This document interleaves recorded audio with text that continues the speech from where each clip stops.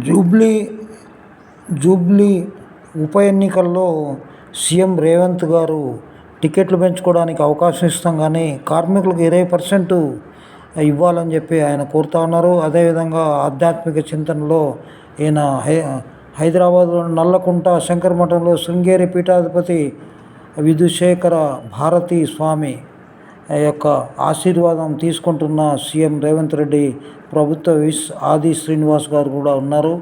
వీళ్ళు దేవుని కూడా నమ్మినట్టు మనకు అర్థమవుతుంది. ఈ యొక్క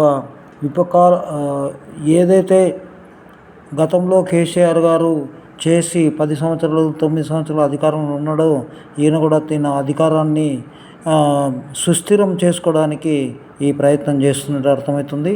కానీ ఆయన వ్యక్తిగత విషయాలు కాబట్టి మనం ఇంత పెద్దగా ఆయన గురించి విమర్శ చేయడం లేదు.